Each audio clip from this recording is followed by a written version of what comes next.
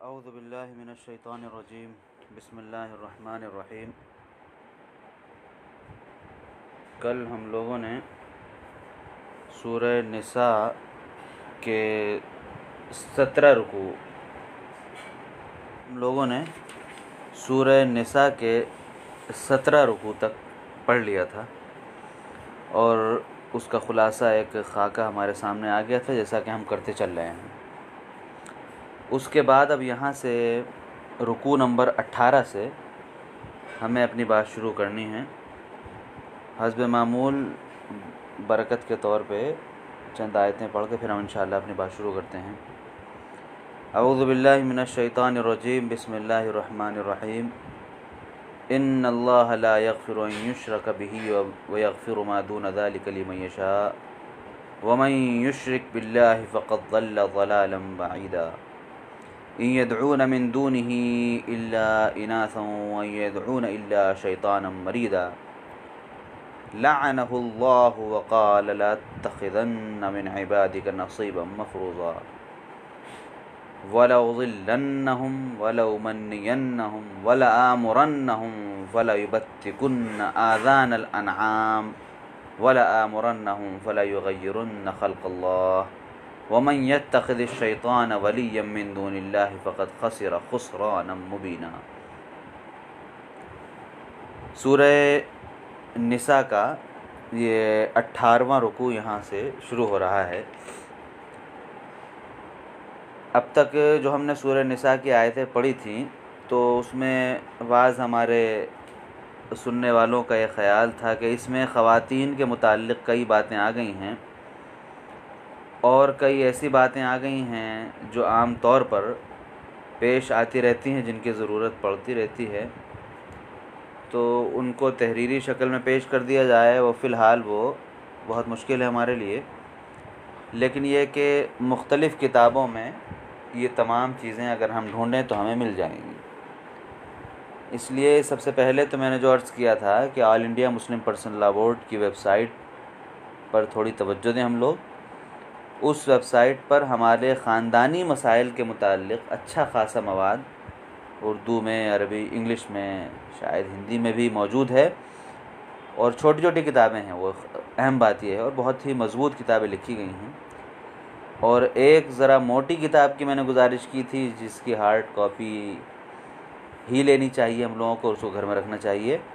वो भी all India Muslim personal law board ने शाया की है, मजमुआ क़वानीन इस्लामी के नाम से। तो इंशाअल्लाह इससे हमारे सामने मुसलमानों के आइली मसाइल, घरेलू मसाइल के क्या मामलात हैं, उसकी कुछ तफसीलात हमारे सामने इंशाअल्लाह आ जाएंगी। रुकू नंबर 18 से शिर्क की क़बाहत, शिर्क की बुराई बयान की जा रही है। जो शुरू वाली आयत पहली हमने भी तिलावत की थी कि अल्लाह ताला क़तअन कभी माफ़ नहीं करेगा उस आदमी को जो कि अल्लाह ताला के साथ किसी को शरीक करे। आप हज़रात ने सुना भी होगा, क़यामत के दिन जब नफ्सी नफ्सी का आलम होगा और हर आदमी को सिर्फ़ अपनी पड़ी होगी, उस दिन इंसान जाएंगे दौड़ते हुए हज़रत आदम अलैहिस्सलाम के पास, फिर हज़रत नूह अलैहिस्सलाम के पास और मुख्तलिफ़ अम्बिया से होते हुए हज़रत ईसा अलैहिस्सलाम तक पहुँचेंगे। क्या आप हमारा ज़रा कुछ ताउन कर दीजिए, अल्लाह ताला की ग़ज़बनाकी से, अल्लाह ताला के कहर से, अल्लाह ताला के गुस्से से हम लोगों को बचा लीजिए। तो हर एक आदमी दूसरे को कहेगा नहीं भाई मैं नहीं कर सकता, मुझे अपनी फ़िक्र पड़ी हुई है, तुम फ़लाँ के पास चले जाओ, मैं तुम्हारी मदद नहीं कर सकता, तुम फ़लाँ के पास चले जाओ। इस तरह होते होते होते होते हज़रत ईसा अलैहिस्सलाम तक लोग पहुँचेंगे। हज़रत ईसा अलैहिस्सलाम फरमाएंगे कि भाई मैं भी इस मसले का हल नहीं हूँ, इस मसले का हल सिर्फ़ एक ज़ात है और वो है आखिरी नबी और तमाम नबियों के सरताज हज़रत मोहम्मद मुस्तफ़ा सल्लल्लाहु अलैहि वसल्लम की। उनके पास तुम जाओ तो इंशाअल्लाह वहाँ जाके काम बनेगा। अल्लाह के रसूल सल्लल्लाहु अलैहि वसल्लम के पास लोग पहुँचेंगे और अपना दुखड़ा आके आपके सामने रखेंगे। अल्लाह के रसूल सल्लल्लाहु अलैहि वसल्लम अल्लाह ताला की बारगाह में हाज़िरी की इजाज़त चाहेंगे। इजाज़त मिलेगी तो आप सजदा करेंगे अल्लाह ताला के सामने, लंबा सजदा। अल्लाह तबारक ताला फिर इरशाद फरमाएगा कि सर उठाओ मोहम्मद, सर उठाओ, बताओ क्या बात है। अल्लाह के रसूल सल्लल्लाहु अलैहि वसल्लम फिर फरमाएंगे कि ये मसला है। और उम्मत पर रहम फरमाइए, उम्मत के साथ पर रहम की नज़र फरमाइए। अल्लाह तबारक ताला बेशुमार लोगों को जिनका कोई हद व हिसाब नहीं होगा, उनको जहन्नम से निजात दे देगा। दोबारा फिर हुजूर सजदे में जाएंगे, फिर दोबारा फिर निजात मिलेगी कुछ लोगों को, तिबारा फिर सजदे में जाएंगे, तिबारा भी फिर कुछ लोगों को निजात मिलेगी। और उसके बाद अल्लाह ताला ये फरमा देगा कि अब हमने जहन्नम में जिन लोगों को छोड़ा है, ये वो लोग हैं जिनके दिल में ज़र्रा बराबर भी शिर्क था, इनके लिए कोई माफ़ी नहीं। यहाँ से बात तय हो गई जो अल्लाह के रसूल अल्लाह ताला ने इस आयत में इरशाद फरमाई है। हर गुनाह की माफ़ी है, हर गुनाह माफ़ किया जा सकता है, शिर्क माफ़ नहीं किया जा सकता। और शिर्क की बेशुमार शक्लें हैं। इंशाअल्लाह शिर्क की मुख्तलिफ़ शक्लें हम आगे किसी एक मकाम पर आएगा तफसील से हम बयान कर लेंगे। लेकिन फ़िलहाल ये समझ लीजिए कि शिर्क जो है वो इस्लाम की इस्तिलाह में अल्लाह ताला की ज़ात में या सिफ़ात में किसी को शरीक करना। और ज़ात में कोई शरीक नहीं करता। ज़ात का मतलब ये कि कोई ये कहे कि नहीं भाई अल्लाह ताला एक ही पावर के दो खुदा हैं, उन दोनों ही का नाम अल्लाह है। एक ही पावर के दो खुदा हैं, दोनों को ईश्वर कहते हैं, एक ही पावर के दोनों को परमात्मा कहते हैं, ऐसा नहीं होता।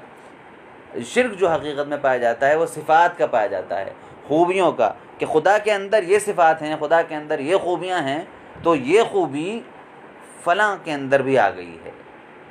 खुदा नहीं बन गया वो, लेकिन रिज़्क़ देने की खूबी फ़लाँ देवी के अंदर है, गुस्से की गज़ब की खूबी फ़लाँ देवी की देवता के अंदर है। इस तरह के मामलात हमारे यहाँ हैं।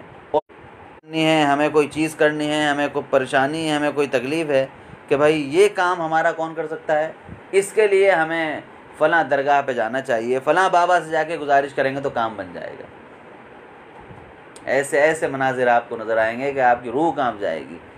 लेकिन लोग हैं, पैसा उड़ाए जा रहे हैं, ख़र्च किए जा रहे हैं, और उन मज़ारात पर बैठे हुए जो मुजाविर हैं उनके ख़ज़ानों को भरे चले जा रहे हैं।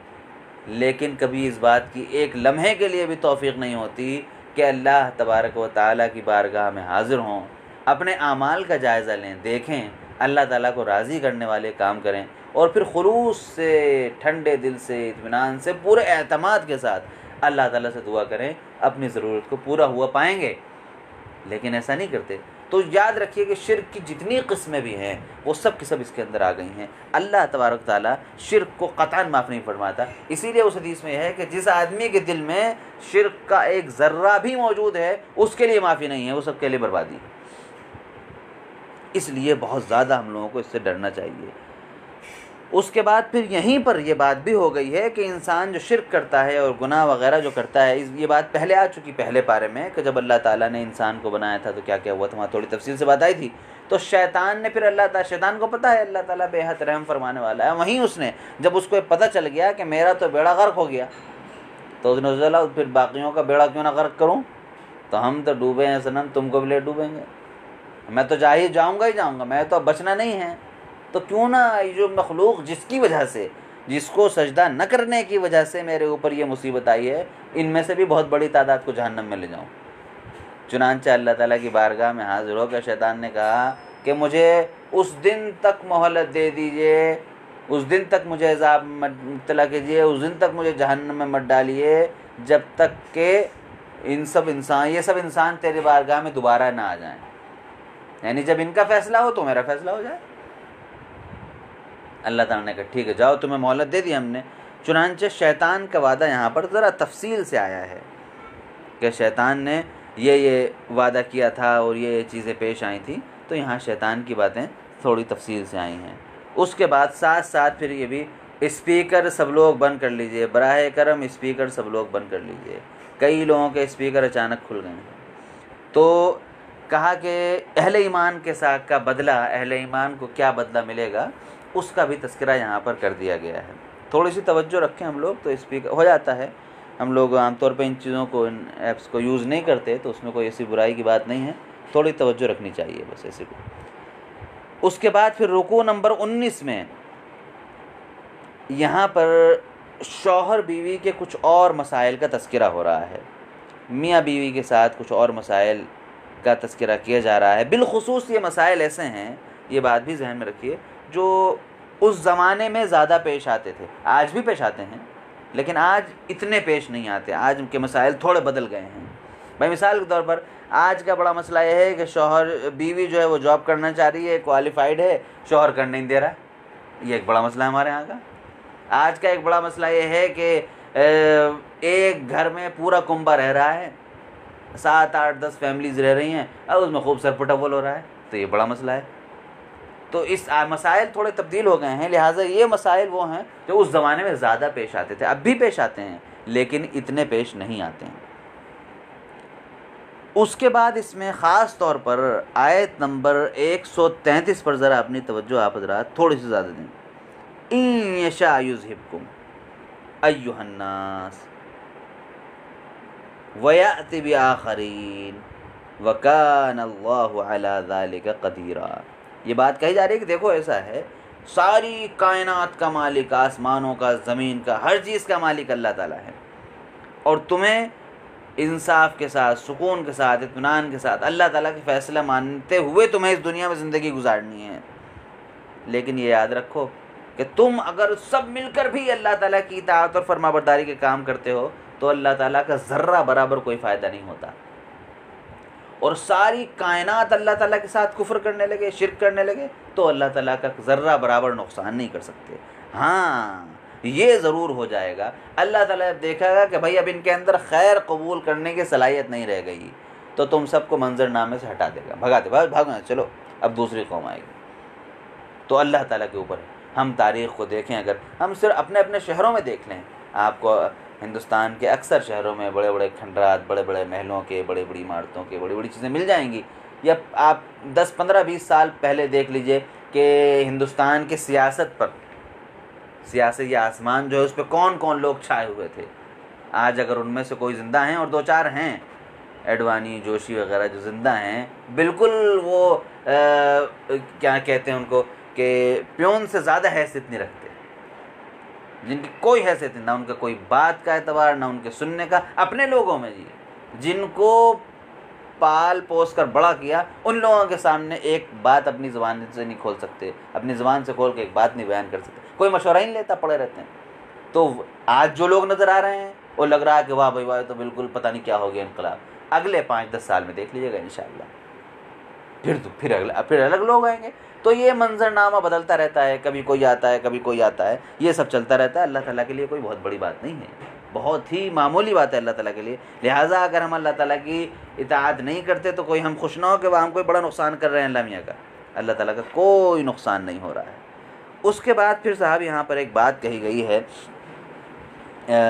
ये एक चीज़ ज़रा इसी रुकू में जो भी हमने पढ़ा है वो देखने की ये भी है। कल बात आई थी एक से ज़्यादा शादियों की, मैंने वहाँ पर एक से ज़्यादा शादियों की हिकमत वगैरह बयान की थी, और वहीं पर ये बात भी आई थी कि अगर तुम अदल नहीं कर सकते, अगर तुम 2 बीवियों के दरमियान या एक से ज़ायद बीवियों के बीच में अदल नहीं कर सकते तो फिर एक ही शादी करो। यहाँ पर थोड़ी और पुष्टि कर दी गई, बात को पक्का कर दिया गया, वलन तस्ततिउ अन तादिलू बैनन निसा, तुम बिल्कुल हरगिज़ तुम इस बात की ताकत नहीं रखते कि 1 से ज़ायद बीवियों को सबको अपने दिल में भी, दिमाग में भी, ज़ाहिर में, बातिन में, हर लिहाज से एक ही मर्तबा दो। मुमकिन नहीं है ऐसा।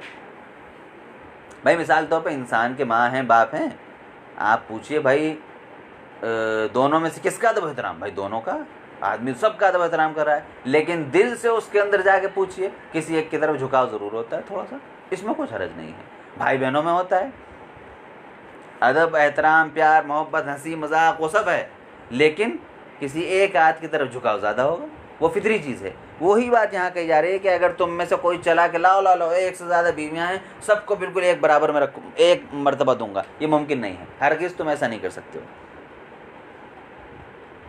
अब फिर क्या करो, तो भाई फिर 1 से ज़्यादा शादियों का हुक्म क्यों दिया था?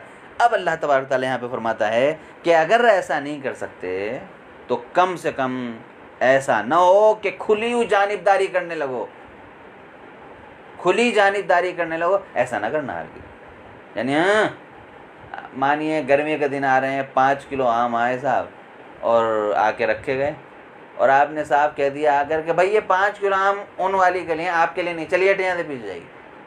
अब ये तो भाई बड़ी बुरी बात है। तो आदमी चुपचाप डंडी मार दे, कुछ गड़बड़ कर दे, वो बात अलग है, लेकिन बिल्कुल खुली नाइंसाफ़ी होने लगे तो फरमाया गया कि इस तरह की हरकतें ना होनी चाहिए, और इसका शदीद अज़ाब जो है वो रखा गया है, मुकर्रर किया गया है। अल्लाह के रसूल सल्लल्लाहु अलैहि वसल्लम ने फरमाया था, मेराज पर मैंने देखा एक आदमी को जिसके जिस्म का एक तरफ का हिस्सा वो ज़मीन पे घिसटता हुआ आ रहा, एक हिस्सा सही है। मैं हुजूर मंज़र को देख के, आप कहाँ गए? आपने पूछा कौन है आदमी? फरमाया जिसकी एक से ज़ायद बीवियाँ थीं और उनमें नाइंसाफ़ी करता था, उनमें बराबरी नहीं करता था। यूँ दिल का रुझान होना वो फितरी होता है। अल्लाह के रसूल सल्लल्लाहु अलैहि वसल्लम पहले उम्मुल मोमिनीन सईदा खदीजा रज़ियल्लाहु ताला अन्हा, उसके बाद फिर उम्मुल मोमिनीन सईदा आयशा सिद्दीक़ा रज़ियल्लाहु अन्हा। हुजूर का मरज़ वफ़ात जब हुआ तो कई बार आपने पूछा कि भाई वो कल किसके यहाँ बारी है, कल किसके यहाँ रहना है मुझे, कल किसके यहाँ। रोज़ाना एक दिन एक ज़ौजा मोहतरमा के यहाँ हुजूर क़याम फरमाया करते थे। वो पूछने की वजह यही थी कि आपको ज़्यादा सुकून, ज़्यादा इत्मीनान उम्मुल मोमिनीन सईदा आयशा सिद्दीक़ा रज़ियल्लाहु अन्हा के यहाँ होता था, उनके घर में आपको ज़्यादा सुकून मिलता था। तो नफ्सियाती तो फितरी तौर पर किसी एक की तरफ रुझान होना वो गलत नहीं है, वो फितरत है, उस पर आप कुछ कर भी नहीं सकते, लेकिन साफ साफ बिल्कुल खुली नाइंसाफ़ी होने लगे वो बड़ी बुरी बात है। फ़तज़रू फ़ला तमीलू कुल, ये इस बात को याद रखिए, उसी से जोड़कर कल जो एक से ज़ायद शादियों की बात आई थी उसी में इस बात को जोड़कर याद रखिएगा। उसके बाद फिर रुकू नंबर 20 में जब हम आते हैं तो मुसलमानों को ईमान पर जमने की नसीहत की जा रही है और कई अलग अलग अंदाज से की जा रही है। अब हर आयत में जो है वो काफ़ी मफ़ाहिम हैं, इसलिए उनकी तफसील नहीं हो सकती, लेकिन ईमान पर जमने की नसीहत है सबको, मुसलमानों को, और अलग अलग अंदाज से, ये करो तो यूँ, ऐसा मत करना, ये ना करना। खुलासा सबका यही है कि ईमान पर जमना है। उनमें भी मैं अर्ज़ कर रहा हूँ कि आयत नंबर 139 वो ज़्यादा अहमियत है। अल्लज़ीना यत्तख़िज़ूनल काफ़िरीन औलिया मिन दूनिल मोमिनीन अयब्तग़ून इंदहुमुल इज़्ज़ह फ़इन्नल इज़्ज़ता लिल्लाहि जमीआ। ये भी असल में अहले ईमान को नसीहत है ईमान पर जमने की, जो मैंने अर्ज़ किया कि अलग अलग अंदाज से है, लेकिन नसीहतें मिसाल के तौर पर यहाँ कहा जा रहा है कि देखो क्या तुम मुसलमानों में से कुछ ऐसे भी हैं, वो लोग, ये कैसे लोग हैं जो काफिरों को अपना दोस्त बना रहे हैं।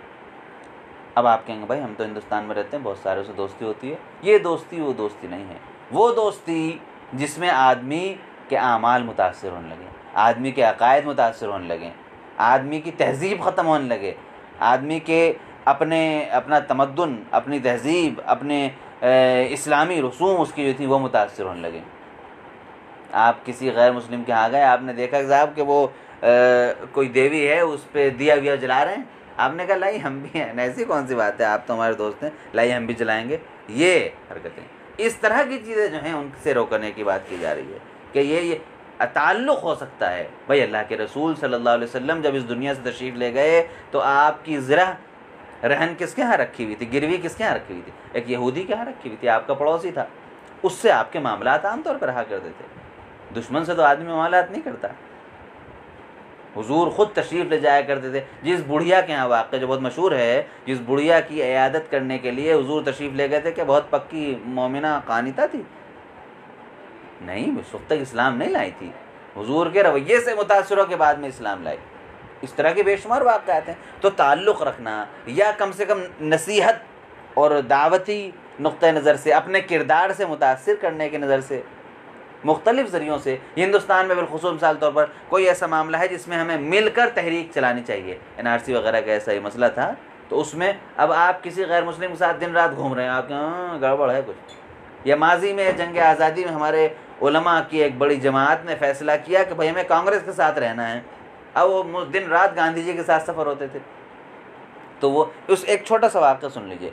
लखनऊ में अमीनुद्दौला पार्क में, अमीनाबाद में जब प्रोग्राम हो रहा था कांग्रेस का, उससे ज़रा ये मसला वाज़ेह होगा थोड़ा। मौलाना मोहम्मद अली जौहर भी स्टेज पर तशरीफ़ रखते थे और गांधी जी भी तशरीफ़ रखते थे। मौलाना जौहर ने तकरीर शुरू की, मुसलमानों को ललकारना शुरू किया। इतने में उनका एक मुखालिफ था, उसने एक पर्चा भेजा लिख कर सवाल। मौलाना के पास पर्चा आया, तकरीर के दौरान उन्होंने सवाल पढ़ा, कहा कि सुनिए आप क्यों मुनाफिकत कर रहे हैं मुसलमानों को गांधी जी के मुसलमानों के सामने, और चूँकि गांधी जी बैठे हैं इनकी तारीफ़ कर रहे हैं गांधी जी के सामने आप। और उस दिन तो आपने एक जगह तकरीर में सिर्फ जो ख़ास मुसलमानों की एक मजलिस थी उसमें आपने कहा था कि एक रक्षा चलाने वाला मुसलमान भी गांधी जी से बेहतर है, और आज आप गांधी जी स्टेज पे बैठे हैं तो आप मुनाफिकत करने पे तुले हुए हैं। अब ये देखिए विज़न बिल्कुल क्लियर था, मकसद बिल्कुल क्लियर था। ये इस आयत में जो बात हो रही है वो जो समझाना चाह रहा हूँ वो जौहर ने मौलाना मोहम्मद अली जौहर ने फरमाया, उस सवाल को ज़ोर से पढ़ा और गांधी जी को मुखातब करके पढ़ा कि गांधी जी ये सवाल आया है और मैं मानता हूँ, साफ ऐलान करता हूँ, आपके सामने ऐलान करता हूँ कि मज़हब के लिहाज से, ईमान के लिहाज से एक मुसलमान रक्षा चलाने वाले को आप जैसे सैकड़ों लोगों पे कुर्बान माफ़ कीजिएगा, आप जैसे सैकड़ों लोगों को एक रक्षा चलाने वाले मुसलमान पर कुर्बान कर सकता हूँ, मजहबी लिहाज से, ईमान के लिहाज से, अकायद के लिहाज से। जहाँ तक बात है मुश्तरका जद्दोजहद की एक बड़े दुश्मन के ख़िलाफ़, तो हम समझते हैं कि आपकी क़यादत में जो जंग लड़ी जाएगी वो ज़्यादा मुतासिर होगी बड़े दुश्मन के ख़िलाफ़, तो वो जो है इसलिए हम आपके साथ हैं। और फिर मुखातब करके गांधी से मज़ीद कहा कि क्या आप भी ये नहीं समझते, आप हमें साथ रखते हैं, मौलाना आज़ाद को साथ रखते हैं, सब लोग आपके साथ हैं, लेकिन मज़हब के लिहाज से क्या आप किसी रक्षा चलाने वाले गैर मुस्लिम को, हिंदू को हमसे बेहतर नहीं समझेंगे? गांधी जी ने कहा हाँ बिल्कुल सही बात है। तो ये फ़र्क जो है ये वाक़ई सुनाया मैंने, वो क्लियर रहना चाहिए बिल्कुल कि एक ताल्लुक़ जो है वो मकसद उसका देखा जाएगा क्या है, और एक है दोस्ती यारी। वो मैंने इसीलिए शुरू में कहा ऐसी दोस्ती यारी जिससे अकायद मुतासर होने लगे, जिससे ईमान मुतासर होने लगे, जिससे हमारी इस्लामी तहज़ीब मुतासर होने लगे, उस दोस्ती यारी से रोका जा रहा है। और एक अजीब बात कही गई, अयब्तगूना इंदहुमुल इज़्ज़ा, उनके पास तुम इज़्ज़त तलाश करते हो, तुम सोचते हो फ़लाँ फ़लाँ नेताओं से मिलोगे तो माशरे में, सोसाइटी में तुम्हारी बड़ी इज़्ज़त बन जाएगी, तुम सोचते हो फ़लाँ फ़लाँ नेता तुम्हें इस स्कीमें दिला देंगे, तुम्हारा बड़ा भला कर देंगे, तुम मुसलमान कौम का काफ़ी भला हो जाएगा, तुम सोचते हो वज़ीर आज़म से, वज़ीर ख़ारजा से, वज़ीर दाखिला से ताल्लुक़ात बनाओगे और ख़ूब दोस्ती यारी करोगे, उनकी मजलिसों में शिरकत करोगे, उनके रंग में रंग जाओगे, जैसा कि बाज़ लोग इस वक्त हैं मुस्लिम मेंबरान पार्लियामेंट जो उनकी झोली में बैठे रहते हैं, उनकी गाते रहते हैं बैठकर, इस तलाश में, इस उम्मीद में कि हाँ होगा भला, होगा इंशाअल्लाह होगा, कभी ना कभी तो होगा भला। अल्लाह ताला फरमाता है यब्तगूना इंदहुमुल इज़्ज़ा, बेहुदे इंसानों तुम उनके पास जाके इज़्ज़त तलाश कर रहे हो, फ़इन्नल इज़्ज़त लिल्लाहि जमीआ, इज़्ज़त का सारा कारखाना अल्लाह ताला के पास है, पूरा का पूरा 100% कारखाना इज़्ज़त का अल्लाह ताला के पास है। वो जिसको चाहेगा इज़्ज़त देगा, जिसको चाहेगा ज़िल्लत देगा, उनके पास तुम कहाँ जा रहे हो इज़्ज़त तलाश करने के लिए? इस आयत को बहुत वाज़ेह तौर पर अपने सामने रखना चाहिए, इसको आप नोट भी कर लें, आयत नंबर 139 को ख़ास तौर पर। उसके बाद फिर रुकू नंबर 21 की तरफ जब आते हैं हम, तो इसमें एक तो मुनाफिकों का बयान है कि मुनाफिक जो हैं वो किस तरह की ज़िंदगी गुजार रहे हैं। यहाँ मैं बात अब थोड़ी सी अर्ज़ कर दूँ, चूँकि अब दो अंदाज की बातें आ रही हैं। ये बात मैं पीछे अर्ज़ कर चुका कि मुनाफिक जो हैं उनकी इस्लाम की इस्तिलाह में मुनाफिक कहते हैं उन लोगों को जो बज़ाहिर अल्लाह के रसूल सल्लल्लाहु अलैहि वसल्लम के साथ रहते थे और लेकिन अंदर से वो कुफ़ार के साथ थे। ये निफाक की किस्म जो है वो अब नहीं पाई जाती। इक्का दुक्का कहीं कोई साजिश के तौर पे कोई आ जाए, कोई हो, वो बात अलग है, लेकिन पूरी एक कम्युनिटी हो, पूरी एक सोसाइटी इस तरह की हो, इस तरह के लोगों की जो हमारे दरमियान घुस के रह रही हो और हो पूरी की पूरी उधर ही की तरफ, तो ऐसे लोग जो हैं वो क्या हैं, ऐसे लोगों का मामला ये है कि अब ऐसे लोग नहीं पाए जाते। इसकी तक़सीम उलमा ने इस तरह की है कि इस निफाक को अक़ीदे का निफाक कहते हैं, एतक़ादी निफाक कहते हैं, यानी ये वो मुनाफिक है जिसका अक़ीदा ही नाला हमसे मैच नहीं करता है, जिसका अक़ीदा ही हमसे मैच नहीं कर रहा है, अक़ीदा ही हमसे मेल नहीं खा रहा, अक़ीदा ही मुसलमानों का नहीं है, तो वो मुनाफिक जो हैं अब नहीं पाए जाते। यानी पूरी एक कम्युनिटी के तौर पर, पूरी एक सोसाइटी मौजूद हो उनकी, अब ऐसा नहीं है। लेकिन एक दूसरी किस्म है निफाक की, अमली निफाक के ईमान है, सब कुछ है, लेकिन अमल जो है वो मुनाफिकों वाले हैं, आमाल मुनाफिकों वाले हैं। ऐसी मिसालें हर घर में मौजूद हैं, बल्कि मैं अपने अंदर देखूं तो मैं अपने आप को मुनाफिक पाऊं, आप अपने अंदर देखें तो आप अपने आप को मुनाफिक पाएं। हद तो ये है कि अल्लाह के रसूल सल्लल्लाहु अलैहि वसल्लम के सहाबी हज़रत हंज़ला रज़ियल्लाहु ताला अन्हु को लगा कि शायद मैं मुनाफिक हूँ, अपने अमाल से लगा उनको। उन्होंने एक बार, हज़रत हंज़ला को एक बार ख़्याल आया कि भाई हम अल्लाह के रसूल सल्लल्लाहु अलैहि वसल्लम की मजलिस में बैठे रहते हैं तो हम तो बड़ा बिल्कुल ऐसा लगता है जन्नत दोज़ख सब सामने हमारे और हर चीज़ सामने है, बहुत डर लगता है और बड़ा अल्लाह की याद आती है। बाल बच्चों में चले जाते हैं तो वो कैफियत नहीं रहती, लगता है कि मैं मुनाफिक हूँ। और इस ख्याल से वो कांप गए और भागे अल्लाह के रसूल सल्लल्लाहु अलैहि वसल्लम की बारगाह में। रास्ते में हज़रत अबू बकर ने देखा, अरे भाई कहाँ जा रहे हो इतनी तेज़ी से? उन्होंने कहा, अरे बस क्या बताऊँ बकर, मैं तो मुनाफिक हो गया, मेरे अंदर निफाक आ गया, इलाज कराने अल्लाह के रसूल की बात करूँ। कहा क्या बात है बताओ तो।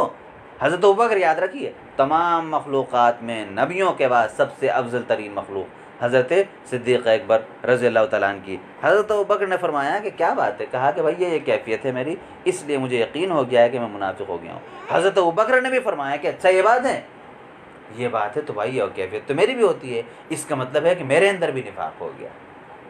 और फिर दोनों अल्लाह के रसूल सल्लल्लाहु अलैहि वसल्लम के पास गए, हुजूर को जाके बात बताई, हुजूर ये मसला है। अल्लाह के रसूल सल्लल्लाहु अलैहि वसल्लम मुस्कुराए और फरमाया कि भाई देखो ऐसा है, जो कैफियत तुम्हारे ऊपर मेरी मजलिस में रहती है, अगर ये कैफियत तुम्हारे ऊपर 24 घंटे रहे तब तो फिर तुम इंसान कहाँ हो जाओ, तुम तो फरिश्ते बन जाओगे। और हुजूर ने फरमाया फरिश्ते तुम्हारे बिस्तरों पर आके मुसाफे किया करेंगे, यानी तुम खुद फरिश्ते बन जाओगे। वो मतलूब नहीं है, वो मकसद नहीं है। हुजूर ने फिर इरशाद एक जुमले में इरशाद फरमाया, वलाकिन हंज़ला सातन सातन, हंज़ला हर चीज़ का अपना वक्त होता है। मेरी बारगाह में रहते हो, मेरे दरबार में रहते हो, कैफियत दूसरी रहती है, यही कैफियत होनी चाहिए।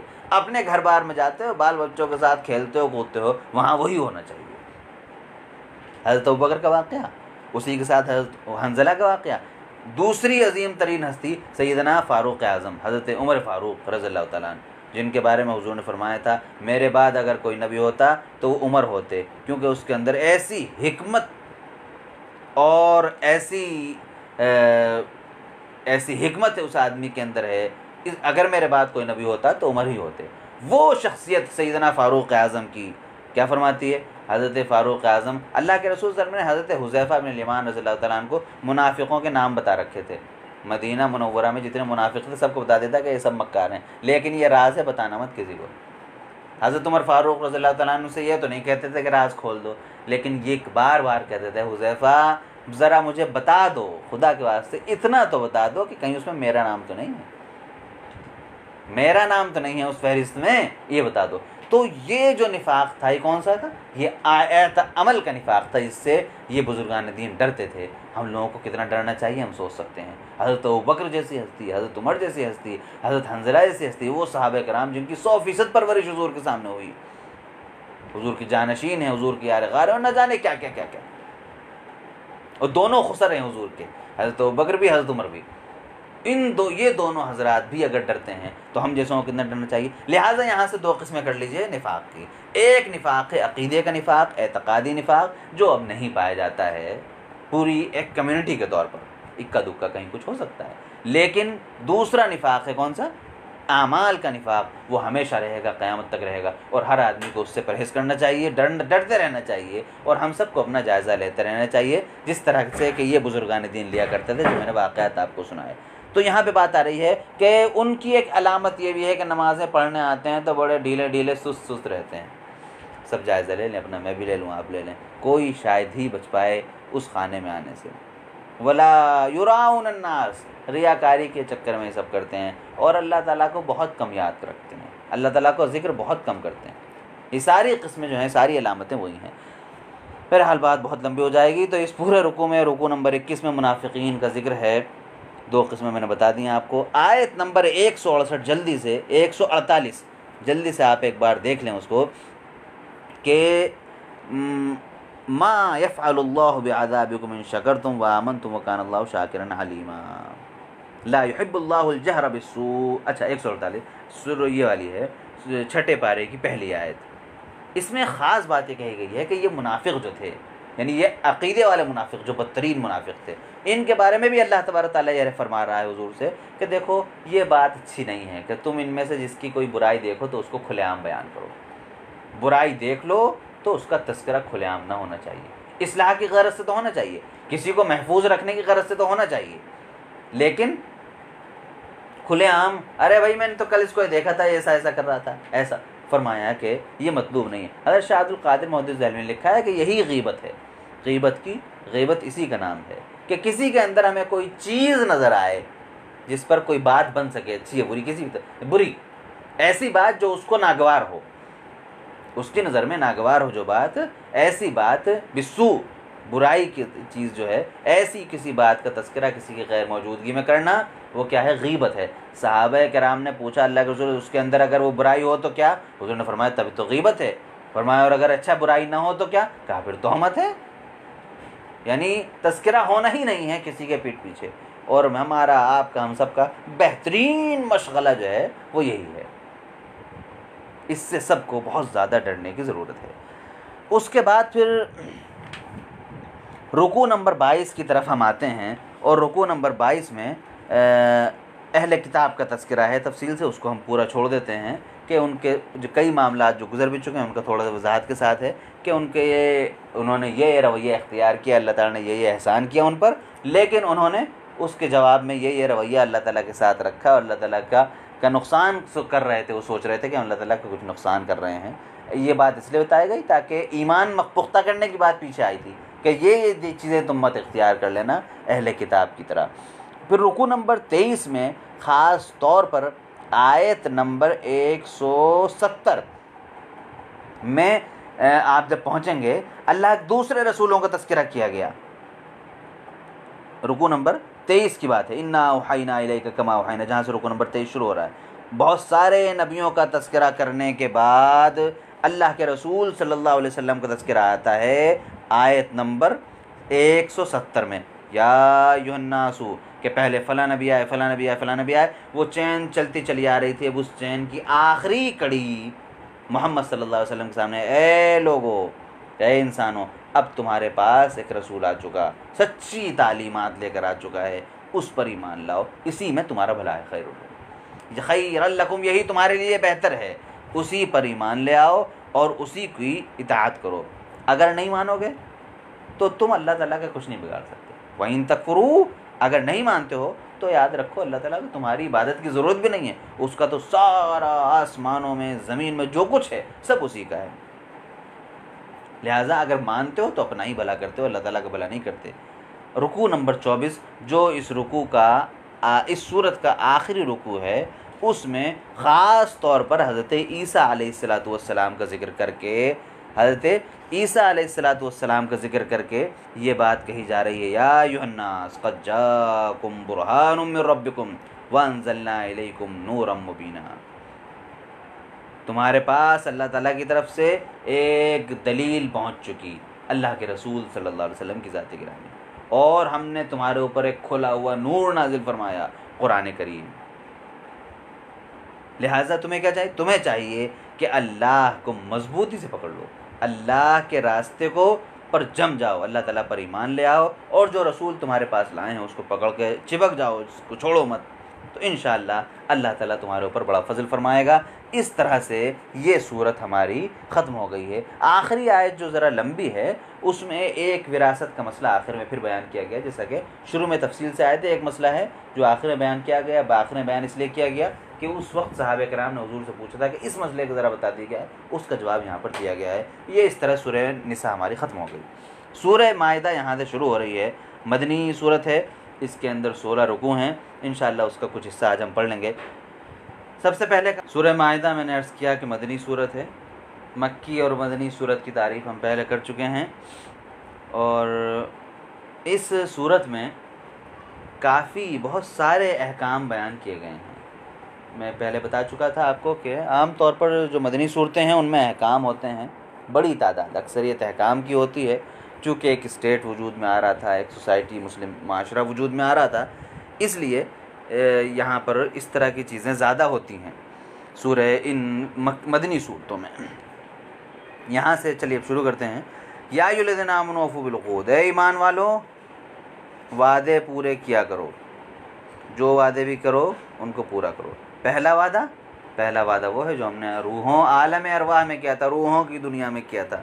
अल्लाह ताला ने सारी रूहों को जमा करके, मेरी भी, आपकी, हर तमाम इंसानों की रूह थी। अल्लाह ताला ने पूछा था, अलस्तु बिरब्बिकुम, मैं तुम्हारा रब नहीं हूँ? सब ने कहा था भला क्यों नहीं, आप ही रब। तो सबसे पहले तो वो वादा, उसके बाद फिर हम जब बड़े हो गए, आकिल बालिग हो गए और हमने फ़ैसला किया कि नहीं साहब हमें इस्लाम ही को अपना मज़हब बनाना है, तो गोया कि वो भी एक वादा फिर हमने किया। और उसके बाद फिर वो तमाम वादे जो हम दुनिया में मुख्तलिफ़ नौइयतों से करते हैं। एक आध लोगों का माइक खुला हुआ है, बंद हो गया, जज़ाकल्लाह। तो उन तमाम वादों की तरफ इशारा कर कहा जा रहा है कि वादे जब भी किया करो तो उसको पूरा किया करो। उसके बाद बहुत सारे जानवरों का जिक्र किया जा रहा है, बहुत सारे जानवरों का जिक्र किया जा रहा है कि तुम्हारे लिए क्या क्या हलाल है और क्या क्या हराम है। यहाँ रुक कर फ़लसफ़ा समझ लीजिए, ये बात पहले आ चुकी थी। मैंने कहा वादा किया था कि इंशाअल्लाह सूरह माइदा में बयान करूँगा। इस्लाम में जानवरों का गोश्त हलाल है। अब आप उसको कुछ भी कहिए, जीव हत्या कहिए, कुछ भी कहिए, बहरहाल जानवरों को ज़िबह करके उनका गोश्त खाना हलाल है। क्यों?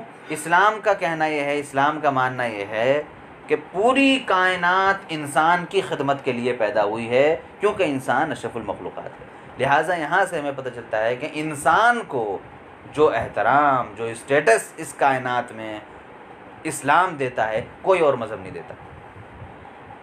हम तो गधे घोड़ों को, इंसानों को एक साथ में खड़ा कर देते हैं लाके, कभी कभी क्या दिन रात। इस्लाम का मानना है कि कायनात की अफजल तरीन मखलूक, सबसे बड़ी मखलूक, सबसे ज़्यादा एहतराम वाली मखलूक इंसान है। जो कुछ पैदा हुआ है इसकी खिदमत के लिए पैदा हुआ है इस दुनिया में, हमारे इस कुर्रे पर, गोले पर। लिहाजा जुल्म नहीं करना, अपनी मस्ती के लिए बिला वजह इधर उधर सबको मार काट नहीं मचानी, फालतू शिकार नहीं करना। लेके बैठे हैं एयर गन लेके बैठ गए, चिड़िया उड़ी जा रही, मार दिया, हाँ फिर हंस रहे, फेंक दिया उठा के, दूसरे को मार दिया, तीसरे को मार दिया, किसी जानवर की गोली मार दी, शिकार करने ही चले गए, गोलीबारी करते चले गए, गोलाबारी, कई जानवरों को मार दिया। ये सब गलत है, जुल्म के खाने में आएगा। लेकिन आपको इस्तेमाल में लाना है, आपको खाना है, आपको उसकी हड्डियाँ इस्तेमाल करनी है, आपको उसकी चमड़ी इस्तेमाल करनी है, आपको उसका गोश्त इस्तेमाल करना है, आपको उसके बाल या कोई और चीज़ इस्तेमाल करनी है, तो आप उसको इस्तेमाल कर सकते हैं और आप उसका शिकार कर सकते हैं, आप उसको मार सकते हैं, ज़िबा कर सकते हैं। इस्लाम का मानना है। वो लोग जो कि इन चीज़ों को जीव हत्या का नाम देते हैं और जुल्म बताते हैं, वो हो सकता है अपने अक्ल के मुताबिक जानवरों की तो अहमियत बढ़ा देते हों, लेकिन इंसान की अहमियत घटा देते हैं। इंसान की अहमियत घटा देते हैं वो लोग। इस्लाम का मानना क्या है, इसको अच्छी तरह हमेशा ध्यान में रखिए, इंसान सबसे बड़ी मखलूक है, सबसे अफजल मखलूक है, सब इसकी खिदमत के लिए हैं। तो जो मकाम इंसान को इस्लाम ने दिया वो कोई और नहीं देता। अब यहाँ से बात आती है कि क्या हलाल है क्या हराम। सीधी सीधी बात है, जो अल्लाह ताला कहता है, उसके रसूल कहते हैं कि हलाल है, हम वो खाते हैं।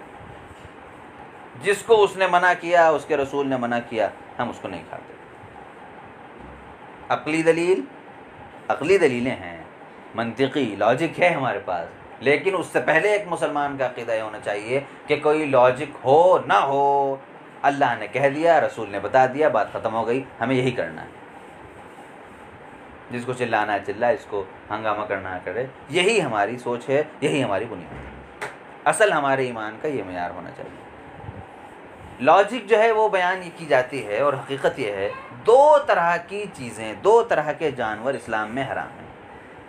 इस्लाम में दो तरह के जानवर हराम हैं, दो तरह के जानवर नहीं खाए जाएंगे। नंबर एक, वो जानवर जिनके खाने से इंसानी जिस्म को नुकसान पहुंच सकता हो। वो जानवर जिनके खाने से इंसानी जिस्म को फिज़िकली कुछ नुकसान पहुंच सकता हो इंसान को, उन जानवरों को नहीं खाया जाएगा।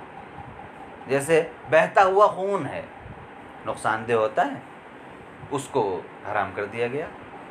खिंजीर का गोश्त है, इंसान के लिए गलाज़तें खाता है, गंदगियाँ खाता है, आदमी अंधाधुन उसको ठोंक के खाएगा तो क्या होगा, उसका नुकसान होगा, उसको हराम कर दिया गया। सींग है, सींग को उबाल के कोई खा ले, ए भाई जाके अंदर मैदे का क्या हाल करेगा तुम्हारे, उसको नाजायज़ कर दिया गया।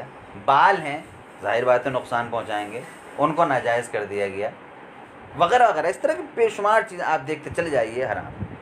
दूसरी वो चीज़ें हराम हैं, वो जानवर हराम हैं, उन जानवरों का गोश्त हराम है, या वो गोश्त हराम है जिसके खाने से इंसान की नफ्सियात पर, इंसान की रूह पर, इंसान के जहन व दिमाग पर बुरा असर पड़ सकता हो, वो भी हराम है। जैसे चीर फाड़ करने वाले जानवर।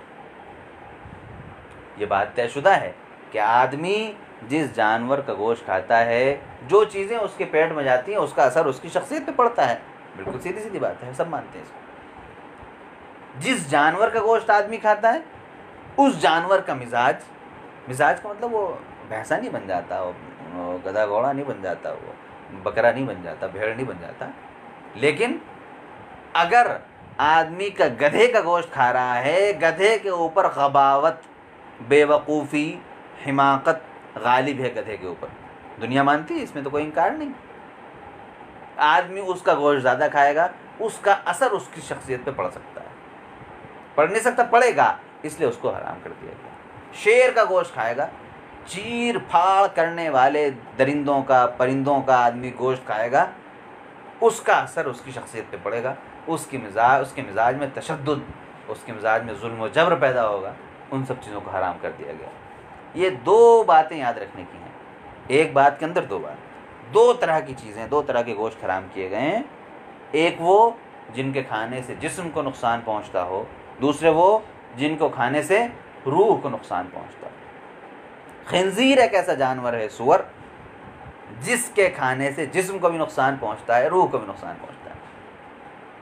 मिसाल के तौर पर एक बात और इसी में समझ लेंगे थोड़ी और वजाहत के लिए, ताकि बात आपकी अच्छी तरह। एक जानवर है, भैंसा है, बकरा है, आप खा रहे हैं, सब मज़े से खा रहे हैं, उसी के अंदर कई, मिसाल तौर पे शर्मगाह है जानवरों की, उसको खाना नाजायज़ कर दिया गया।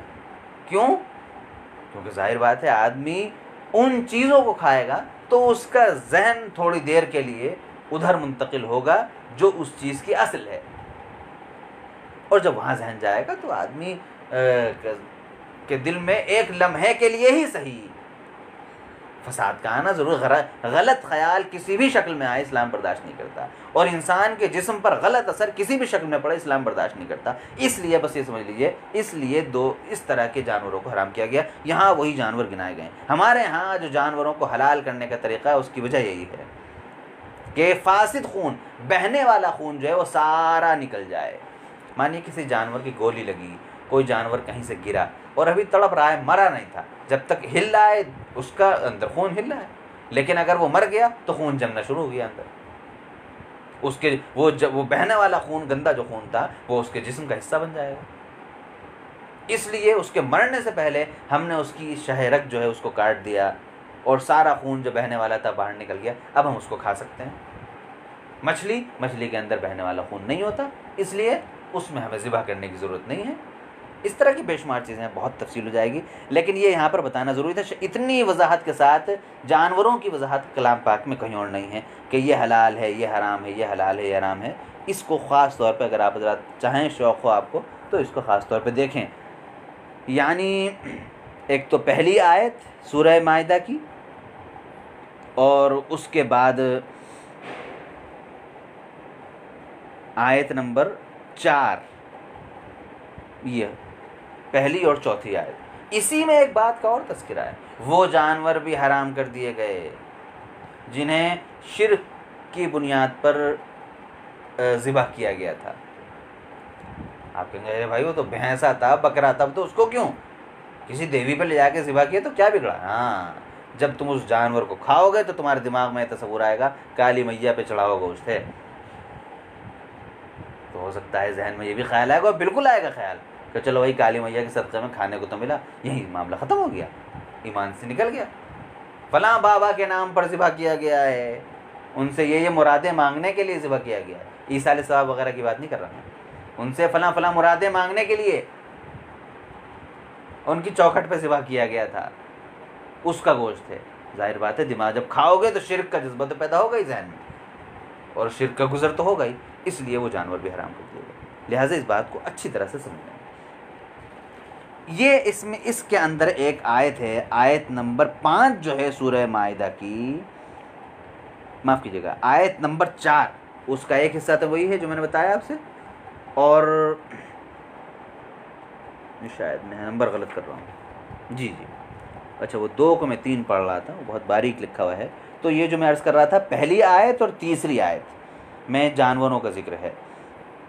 पहली, दूसरी, तीसरी, तीनों आयतें आप पढ़ लें 1 से लेकर 3 तक। इसी तीसरी आयत में, जो लंबी आयत है, इसी में एक टुकड़ा है जो निहायत अहम है, उसको बहुत गौर सुनने की ज़रूरत है। अल यौम यइसल्लज़ीन कफ़रू मिन दीनिकुम, आज के दिन काफिर तुम्हारे दीन से मायूस हो चुके हैं। यानी अब तक जितना जोर लगा सकते थे, मक्के में 13 साल परेशान कर करके यूं हूँ, उधर 3 साल शैब अबी तालिब में, और कहाँ कहाँ हज़रत अबू तालिब को बहका कर, उन पर प्रेशर डलवा कर, क्या क्या करके जो कर सके थे कर लिया। फिर मदीना मुनव्वरा आए तो फिर जंगों का सिलसिला शुरू कर दिया, बदर, उहद, खंदक, अहज़ाब, पूरी ताकत जो कर सकते थे एड़ी चोटी का जोर लगा दिया। अब आज जब मक्का फतेह हो गया तो भैया अब मायूस होकर बैठ गए, भैया अब कुछ नहीं हो सकता, अब इस ताकत को कोई नहीं रोक सकता। फला तख्शौहुम, अब वो तुमसे डर रहे हैं, उनको तुम्हारा डर है, अब तुम्हें उनसे डरने की ज़रूरत नहीं है। वख्शौनी, क्या मतलब से यहाँ सवाल पैदा होता है, क्या पहले डरता कि पहले अल्लाह ताला से भी डरता और कुफ़ार से भी डरता? नहीं, बताया जा रहा है कि अब तुम्हें 100% इत्मीनान हासिल हो गया है, 100% हालात के लिहाज से अब तुम्हें इत्मीनान हासिल हो गया है। लिहाजा अब खुशू व खुजू में पूरी तरह से यकसुई, जिस तरह से तुम्हें ज़िंदगी में इत्मीनान हो गया, उसी तरह से मेरे खौफ में, मेरे डर में, मेरे तक़वा में भी पूरी तरह से यकसुई तुम्हें इख्तियार कर लेनी चाहिए। अल यौमा अकमलतु लकुम दीनकुम, ये वो आयत करीमा है जिस पर एक यहूदी ने हज़रत उमर के पास बैठा हुआ था, बातचीत चल रही थी, कहने लगा अमीरुल मोमिनीन एक बात है वैसे। कहा क्या भाई? कहा कि एक आयत आपके कुरान में ऐसी है कि अगर हमारे बारे में नाजिल हो गई होती ना, ये तौरात में होती, तो जिस दिन वो आयत नाजिल हुई थी उस दिन हम ईद का दिन मनाते, ऐसी भयंकर इतनी बड़ी आयत है। हज़रत उमर ने कहा कौन सी आयत है? वो इसी टुकड़े को पढ़ा उसने, अल यौमा अकमलतु लकुम, यानी आयत नंबर 3 का यही टुकड़ा, अल यौमा अकमलतु लकुम दीनकुम व अतममतु अलैकुम निअमती व रज़ीतु लकुम इस्लाम दीना, कि अल्लाह ताला फरमाता है कि मैंने आज तुम्हारा दीन मुकम्मल कर दिया, अपनी नेमतों की इंतहा कर दिया आज तुम्हारे ऊपर, इससे बड़ी नेमत अब नहीं हो सकती कोई।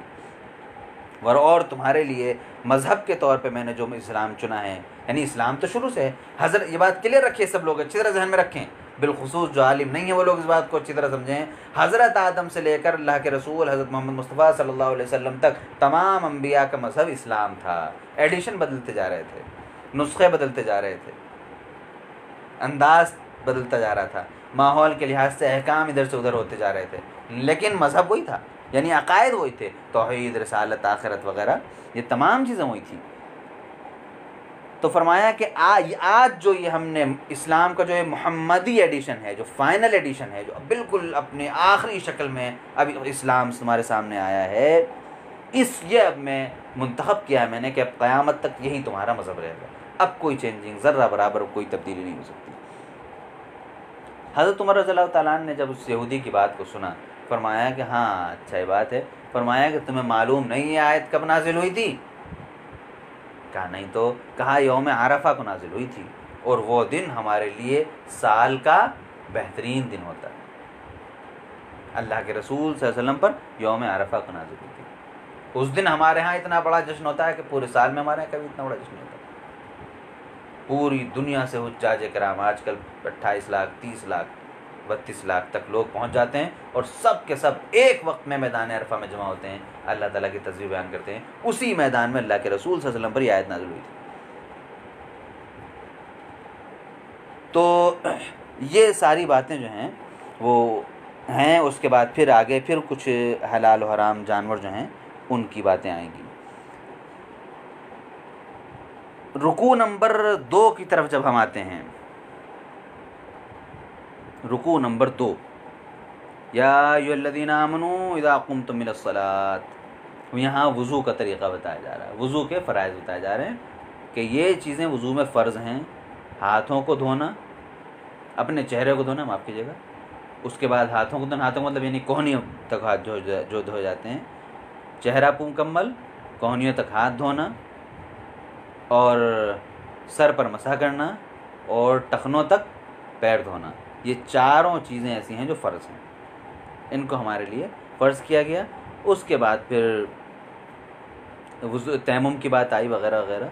तो एक तो इस दूसरे रुकू में ये है, और दूसरे कुछ आम नसीहतें हैं, या अय्युहल्लज़ीना आमनू कूनू क़व्वामीन लिल्लाह, यहाँ से, बल्कि वज़्कुरू निअमतल्लाहि अलैकुम व मीसाक़हू, यहाँ से अलग अलग अंदाज़ की अहले ईमान को मज़ीद नसीहतें हैं, जिनमें से हर नसीहत जो है वो बहुत तवील है और बड़ा वक्त चाहती है। उसके बाद फिर तीसरे रुकू में थोड़ा तेज़, हम 1-2-4 रुकू को कवर करेंगे थोड़ा तेज़ी से।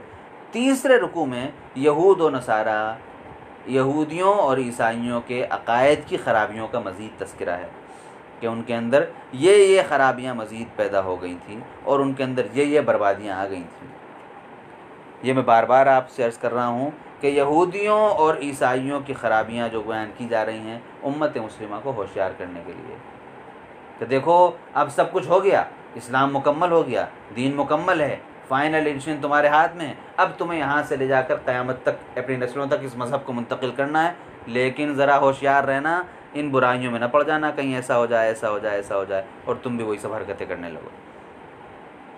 तो यहूद और नसारा के फासिद अकायद जो थे, बातिल अकायद, उनका तज़किरा किया गया है। रुकू नंबर 4 में एक वाक़े का तज़किरा है। हज़रत मूसा अलैहिस्सलातु वस्सलाम जब बनी इसराइल को निकाल कर ले आए फ़िरऔन के पास से, अब मसला ये था कि भाई इनको कहाँ रखें, कहाँ रखा जाए, कहाँ नहीं। अल्लाह तबारक तआला ने कहा कि शाम, मुल्क शाम जो है वो आज का शाम नहीं, पुराना शाम, यानी मौजूदा शाम जो है वो तो है ही, और फ़िलिस्तीन का इलाक़ा, उर्दून का इलाक़ा, लबनान का इलाक़ा, ये सब उसके अंदर आते हैं। तो हज़रत इब्राहीम का असल इलाक़ा वही था। तो और उन दिनों वहाँ पर दूसरी कौमें आबाद थीं, दूसरे कबाइल आबाद थे। उनके लिए मुअर्रिख़ीन ने अमालिक़ा का लफ्ज़ इस्तेमाल किया है। बहुत ताकतवर हट्टे कट्टे लोग थे। तो ये फ़ैसला हुआ कि भाई इस इलाक़े पे हम लोगों को रहना है, हमारा इलाक़ा है। या कौम इदख़ुलुल अर्ज़ल मुक़द्दसा, अल्लाह ताला का हुक्म आया था कि ये तुम्हारी सरज़मीन है, यहाँ पर रहो। ये लोग जो वहाँ पर हैं तुमसे टकराएं तो उनसे जिहाद करो, और ये तुम्हारी ज़मीन है, इसको अपने कब्ज़े में ले लो, यहीं पर रहो। अब हज़रत मूसा अलैहिस्सलातु वस्सलाम को पता चला कि वहाँ पे बहुत सख्त लोग हैं। उन्होंने 12 लोगों को मुंतखब किया कबीले में से, और सबसे कहा भाई जाओ ज़रा वहाँ जाकर हालात देख कर आओ, जंगी हिकमत अमली स्ट्रेटजी तय करें, क्या करना है क्या नहीं। वो 12 लोग तय करके आए। पर्सनल एक मीटिंग हज़रत मूसा ने ली इन 12 लोगों के साथ। 12 के 12 ने कहा कि भाई बहुत ही भयंकर किस्म के लोग हैं, बहुत ही हट्टे कट्टे ताकतवर लोग हैं, उठा उठा के पटक देंगे तो बर्बाद कर देंगे हम लोगों को। हज़रत मूसा ने कहा देखो ऐसा है, ये बातें कौम के सामने मत बयान करना।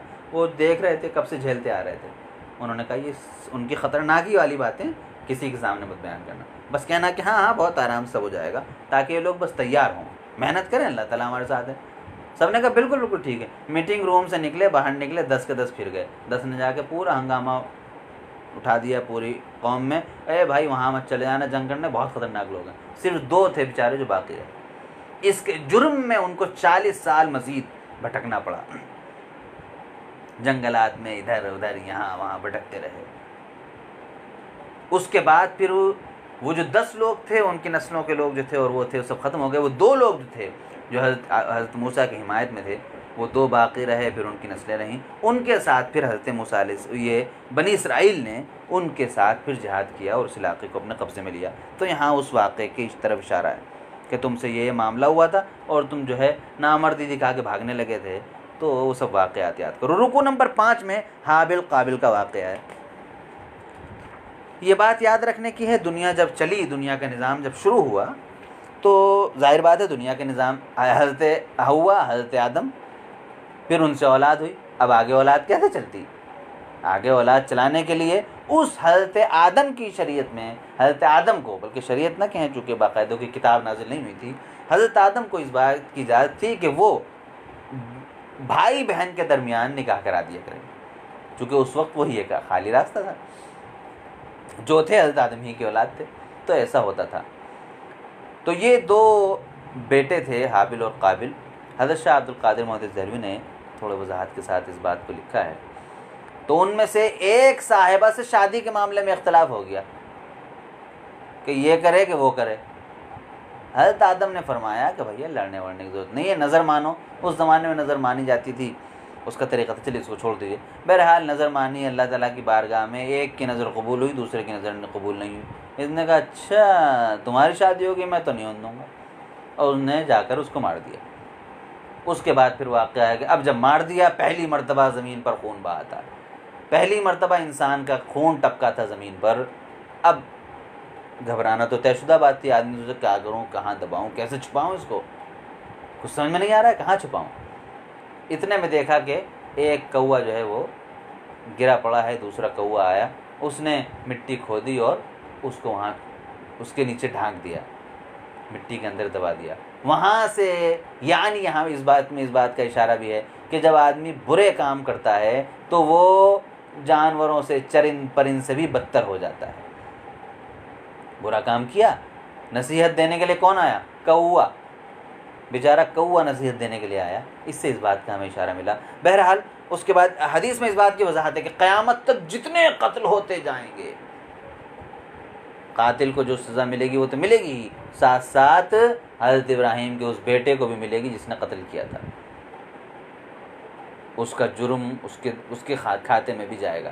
ये बात कल आई थी वजाहत के साथ, मैंने इस पर थोड़ा ज़ोर भी दिया था कि इसलिए हम लोग चाहिए कि अच्छे कामों के रास्ते खूब ईजाद करें, खूब ज़्यादा से ज़्यादा लोगों में खैर फैलाएं, ताकि दूर तक वो खैर पहुंचता चला जाए और हमें पता भी ना हो और हमारे अमाल में इजाफ़ा होता चला जाए। और इस तरह से बुरी चीज़ों को आम करने से हत्तल इम्कान बचना चाहिए, जैसा कि ये हाबिल काबिल के वाक़े में आपने देखा। तो रुकू नंबर 5 में हाबिल काबिल का वाक़या है। फिर रुकू नंबर 6 की तरफ जब हम आते हैं तो तक़वा का हुक्म देकर दिया गया है, और उसके बाद ये कहा, एक तरतीब देखिएगा ज़रा ख़ास। पहले तक़वा का हुक्म दिया गया, रुकू नंबर 6, जो कि शुरू, या अय्युहल्लज़ीना आमनुत्तक़ुल्लाह वब्तग़ू इलैहिल वसीला वजाहिदू फ़ी सबीलिही लअल्लकुम तुफ़्लिहून। तक़वा का हुक्म दिया गया, तक़वा इख्तियार करो। उसके फ़ौरन बाद जो है हुक्म है किसका? वस्सारिक़ु वस्सारिक़तु फ़क़्तऊ अयदियहुमा। तक़वे की एक आयत में तफ़सील थी, ऐसा जो करेगा यूँ होगा, जो नहीं करेगा ऐसा होगा। फ़ौरन चोर और चोरनी, चोर और चोटी, तर्जुमा चोटी भी किया लोगों ने, इन दोनों में से। और अच्छा ख़ास बात है यहाँ पर कि औरत का तज़किरा ख़ास तौर पर क्यों किया? ख़ास तौर पर इसलिए तज़किरा किया गया कि कहीं ऐसा ना हो कि कोई औरत चोरी करे, चले भाई तो बेचारी कमज़ोर, भाई इसको रहने दो, छोड़ो छोड़ो, ये सब ना हो। सज़ाओं के मामले में, निज़ाम के मामले में बहुत ही आदमी को सख्ती इख्तियार करनी चाहिए। इसी अल्लाह के रसूल सल्लल्लाहु अलैहि वसल्लम ने इरशाद फरमाया था कि अगर एक चोरी का मामला जो हुआ था, बड़ा लंबा वक्त, थोड़ा लंबा है वो, बहरहाल उसमें हुज़ूर ने इरशाद फरमाया था कि अगर फ़ातिमा बिनते मोहम्मद, मेरी बेटी फ़ातिमा, हुज़ूर की चहीती भी बेटी, हज़रत अली की बीवी, हज़रत हसन हज़रत हुसैन की माँ रज़ियल्लाहु अन्हा, जन्नत की ख़वातीन की सरदार और हुज़ूर की सबसे प्यारी बेटी, फरमाया कि अगर फ़ातिमा भी चोरी करती तो मैं उसका भी हाथ काट देता, इसलिए इस मामले में कभी रियायत की गुजारिश न करना मेरे से आगे। तो यहाँ पर इसलिए ख़ास तौर पर औरत लड़की का नाम लेकर कहा गया। चोरनी, जो भी चोरी करे, मर्द हो या औरत, फ़ौरन उसके हाथ काटे जाएंगे। यानी जब वो, ऐसा नहीं कि कोई पेन चुरा ले आपका हाथ पकड़ के काट दें, ये बात याद रखने की है कि एक हद मुकर्रर है उसकी, कितनी चोरी करे, खाने में इतनी, माल में इतनी, वगैरह वगैरह, इस तरह से। और इसी तरह से कोई आदमी के पास कोई उस मिसाल तौर पर भूखा बेचारा था बहुत ज़्यादा, कुछ रास्ता समझ में नहीं आ रहा, खाने का बहुत बड़ा ट्रक आ रहा था, सोचा ला पूरा ट्रक ही हड़प लेता हूँ, लेकिन वजह क्या थी? असल शदीद भूख की वजह से बेहाल था, बाल बच्चे भूखे थे, उसके साथ भी रियायत की जाएगी। पूरी एक निज़ाम है शरीयत मुतहरा का अपना। उन तमाम चीज़ों को सामने रखने के बाद हाथ काटा जाए। और ये भी याद रखिए, ये हाथ काटना मेरे और आपका काम नहीं है, ये स्टेट का काम है। कहीं आपकी गली में कोई चोरी कर ले, आप उठा के बुगदा फेर दें उसके हाथ पे कि शरीयत का हुक्म था, मैंने पूरा कर दिया। नहीं ना, नहीं, स्टेट का काम है। बदकिस्मती से सन 1924 से हम खिलाफत के मुबारक साए से महरूम हैं। अल्लाह ताला ने चाहा इंशाअल्लाह दोबारा वो निज़ाम आएगा, दोबारा होगा। कम से कम मुस्लिम ममालिक हैं, उनको तो कम से कम चाहिए ही चाहिए कि अपना हाय निज़ाम राइज करें। बहरहाल शरीयत इस्लामिया का जो निज़ाम है, तो ये फिर चोरी का हुक्म आ गया। उसके फ़ौरन बाद फिर यहूदियों की खबासतों का तज़किरा आ गया। तीन चीज़ें आ गई, तक़वा का हुक्म, चोरी की सज़ा, यहूदी खबासतें। अब इसको ज़रा एक बार तरतीब से रख के चलिए। आदमी जब तकवा इख्तियार करेगा तभी वो इंसाफ कर सकेगा, वरना इंसाफ नहीं कर सकता, तभी इंसाफ कर सकेगा। और अगर इंसाफ तकवा इख्तियार नहीं किया तो इंसाफ भी नहीं करेगा, और किसी को सज़ा जारी करेगा, किसी को छोड़ेगा। और जब ऐसा होगा तो फिर यहूदियों जैसा हाल होगा, जैसा कि अल्लाह के रसूल सल्लल्लाहु अलैहि वसल्लम ने इरशाद फरमाया था कि तुम में से पहली कौमें इसीलिए हलाक हुई थी क्योंकि जब कोई मालदार आता था सज़ा नाफिज होने के लिए, उसके साथ रियायत कर देते थे। कोई छोटा आदमी आता था उस पर फ़ौरन सज़ा लागू कर देते थे। तो इसको एक तरतीब के साथ रख के देखने की भी ज़रूरत है। तकवा के ज़रिए सज़ा नाफिज करना, अदल व इंसाफ का तराजू कायम किया जाएगा। और अदल व इंसाफ का जब निज़ाम कायम होगा तो फिर जो साबिक़ा कौमें हरकतें कर चुकी हैं इंशाअल्लाह उन चीज़ों से बचेंगे।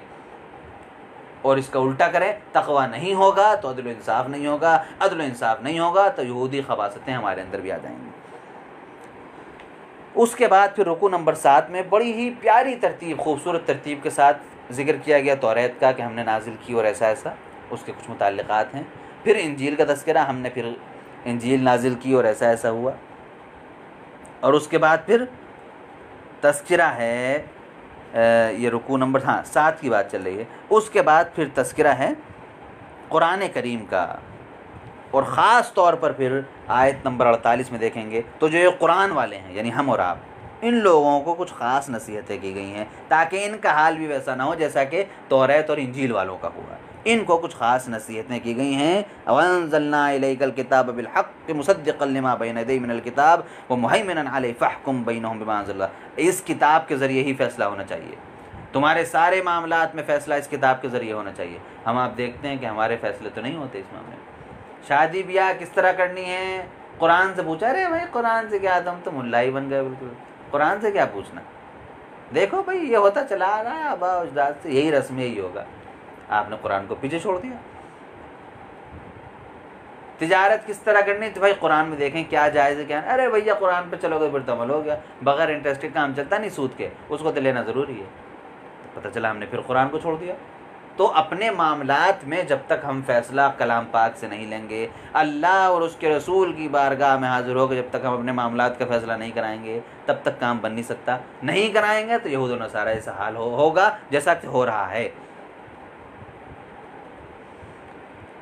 उसके बाद फिर ये आयत नंबर 48 और 48, 49, 50 तीनों आयतों में ख़ास तौर पर कुरान वालों को नसीहत है, तौरात, ताकि वो तौरात और इंजील वालों जैसे अंजाम के शिकार न हों। फिर उसके बाद आयत नंबर रुकू नंबर 8 में यहूद व नसारा की दोस्ती से रोका गया है। बस 2-3 मिनट में इंशाअल्लाह बात ख़त्म कर रहे हैं हम अपनी। यहूद व नसारा की दोस्ती से रोका गया है, जैसा कि इसकी बात में आज ही के दर्स में शुरू में कह चुका कि किस तरह की दोस्ती और क्या क्या नाजायज़ है। और फिर आयत नंबर 54 में आज के दर्स में हमने जिन बुज़ुर्ग का तज़किरा किया, यानी अमीरुल मोमिनीन, खलीफतुल मुस्लिमीन और जानशीन रसूल सैयदना सिद्दीक़ अकबर हज़रत अबू बकर सिद्दीक़ रज़ी अल्लाह ताला अन्हु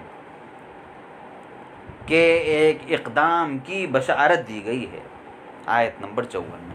हज़रत अबू बकर का मकाम यहाँ से तय होता है कि क्या ऊंचा मकाम पाया अल्लाह के उस बंदे ने कि कुरान करीम में उनके एक अमल की तरफ उनके एक अमल की पहले ही से पेशगोई की जा रही, पहले से बशारत दी जा रही है। आयत नंबर 54 में एक बार उसको ज़रा देख लें ताकि जहन में आ जाए बात आपके। ये तो 55 है, ये या अय्युहल्लज़ीना आमनू मन यर्तद्द मिनकुम अन दीनिही, ए ईमान वालो तुम में से जो लोग दीन से फिर जाएंगे तो ये मत समझना कि वाह वाह तुम्हारी चलेगी, दूसरे लोग अल्लाह ताला ले आएगा। ऐसे वो लोग होंगे जो अल्लाह ताला से मोहब्बत करते होंगे, अल्लाह ताला उनसे मोहब्बत करता होगा, मुसलमानों के साथ बहुत नरम होंगे, कुफ्र के मामलात में बहुत सख्त होंगे, अल्लाह के रास्ते में खुल के जिहाद करेंगे और किसी लान तान करने वाले अरे भाई ये तो यूँ है तो यूँ, किसी लान तान करने वाले की लान तान से नहीं डरेंगे। इशारा है अल्लाह के रसूल सल्लल्लाहु अलैहि वसल्लम जब इस दुनिया से तशरीफ़ ले गए तो बहुत सारे कबीलों ने इस्लाम से फिरना शुरू कर दिया, जो पॉलिटिकल इस्लाम रखते थे, इस्लाम के पॉलिटिकल दबाव में उन्होंने इस्लाम कबूल किया था। उन्होंने सोचा चलो अब तो भाई अब तो सबसे बड़े लीडर जो थे वो दुनिया से चले गए, चलो अब अपना हम दीन से फिर जाते हैं। हज़रत अबू बकर सिद्दीक़ ने फरमाया कि भैया ये नहीं होगा, इसके लिए वो यमन से भी फ़ौजें मंगाई उन्होंने, और उसके बाद फिर बहुत सख्ती के साथ उन लोगों से जिस तौबा की, तौबा नहीं किया तो मारा गया। तो उन लोगों की तरफ इसमें हज़रत शाह अब्दुल कादिर मोहद्दिस दहलवी भी यही फरमाते हैं।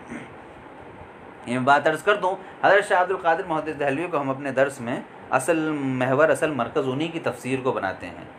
उसकी एक बड़ी वजह यह है, एक तो बड़ी वजह यह है कि पहला तर्जुमा कुरान शाह साहब का है। उर्दू में जितनी आपको तफसीरें, जितने तर्जुमे नज़र आते हैं, उनमें कोई शाह साहब से बेनियाज नहीं है, सब की बुनियाद में शाह अब्दुल कादिर साहब का तर्जुमा ही मौजूद है।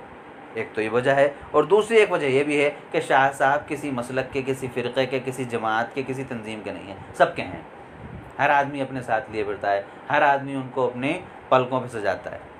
इसलिए हज़रत शाह अब्दुल कादिर मोहद्दिस दहलवी के तर्जुमे को हम अपने दर्स में सबसे बुनियाद बना के चलते हैं। तो फिर रुकू नंबर 9 में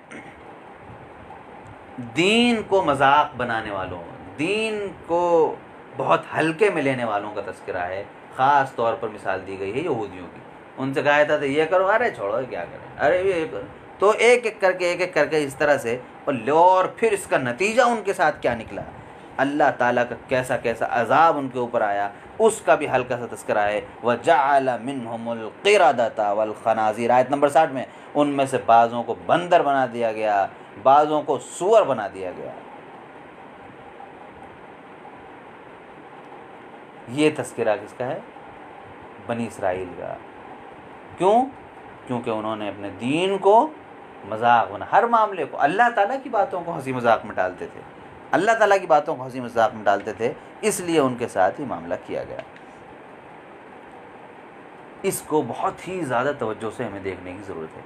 आम तौर, मिसाल तौर पे हमारे घर में किसी कोई लड़का है, उससे बेचारे को दीन का बड़ा शौक़ है, उसने साहब दाढ़ी रखनी शुरू कर दी। अब हम, अरे अभी से क्या मुल्ला बन गए तुम तो भाई, अभी कहाँ, अभी कौन से बूढ़े हुए चले जा रहे थे, ये दीन का मजाक बनाना। अबे भाई तुम्हें ख़ुद तौफीक नहीं होती, तुम खुद बेतौफीक हो, तो जिसको तौफीक हो रही है उसकी तौफीक का मजाक उड़ा रहे हो। रसूल की सुन्नत का मजाक, अल्लाह ताला के हुक्म का मजाक, रसूल के हुक्म का मजाक, ये अल्लाह ताला को बर्दाश्त नहीं। लिहाजा इन चीज़ों से बहुत ज़्यादा डरना चाहिए, बहुत डरना चाहिए।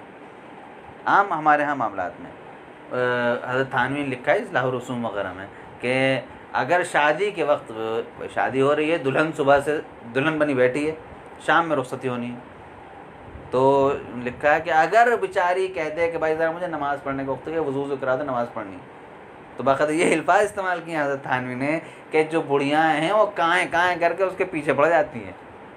कितनी बेशर्म हो गई, ये बोल रही है नमाज़ पढ़ेगी, और सोचिए कितनी बड़ी जहालत की बात है। तो ये सब वही है, दीन का मजाक उड़ाना। दीन का हुक्म हमेशा है, दूल्हा पे भी है, दुल्हन पे भी है, सब पे है। वो कोई उस दिन दुल्हन जिस दिन बनी है, दूल्हा जिस दिन बना, कोई स्पेशल ऑर्डर लेके आ गया अल्लाह मियाँ के यहाँ से। इस तरह आज कर्फ्यू में बहुत से लोगों को ऑर्डर मिल रहे हैं स्पेशल कि हाँ भाई ठीक है, परमिशन है कि तुम घूम घाम लो, ऐसा भी तो मामला नहीं है अल्लाह ताला का। तो इसको ज़रा जहन में रखना चाहिए, दीन का मजाक ना बने। अगर अमल ना हो चलिए कोई बात नहीं, थोड़ी देर के लिए चल जाएगा, अल्लाह ताला से आदमी तौफीक मांगे, लेकिन दीन पर अमल करने वाले का मजाक उड़ाए, ये बहुत गलत बात है। आयत नंबर 63 में, आप में से जो उलमा हैं कान खड़े कर लें, आयत नंबर 63 में ख़ास तज़किरा है, लौला यनहाहुमुर रब्बानियून वल अहबार अन क़ौलिहिमुल इस्म व अकलिहिमुस सुह्त लबिअस मा कानू यसनऊन। उनके दरवेशों ने, उनके उलमा ने क्यों नहीं रोका उनको, बनी इसराइल का इशारा, जो गुनाह करते थे, जो हराम खा रहे थे, उनसे क्यों नहीं रोकते थे। लबिअस, बहुत ही ख़राब काम कर रहे थे, बहुत ख़राब काम। सब आलिम है माशाल्लाह, आप में जो लोग हैं आलिम ख़ुद जानते हैं आपकी ज़िम्मेदारियाँ क्या हैं क्या नहीं। ये आयत ख़ास तौर पर उलमा ही के मुताल्लिक़ है। आखिरी रुकू आज के लिए बस रुकू नंबर 10 को देखते हैं। इसमें आयत नंबर, यानी इस रुकू की पहली आयत जो है उस पर ज़रा ख़ास तवज्जो चाहता हूँ। या रसूल बल्लिग़ मा उन्ज़िला इलैका मिन रब्बिक, अल्लाह के रसूल सल्लल्लाहु अलैहि वसल्लम से कहा जा रहा है कि ए रसूल, जो चीज़ें आप पर आपके रब ने नाजिल की हैं कलाम पाक और जो दूसरे अहकामात हैं उनको पूरा पूरा पहुँचाइए। अब नौज़ुबिल्लाह सवाल यहाँ पे एक पैदा होता है, क्या अल्लाह के रसूल सल्लल्लाहु अलैहि वसल्लम नौज़ुबिल्लाह कुछ गड़बड़ करते थे? नहीं, हुजूर के ज़रिए इंसानियत को तालीम है कि नबी के बाद जो नबी के वारिस हों वो भी गड़बड़ सड़बड़ ना करें।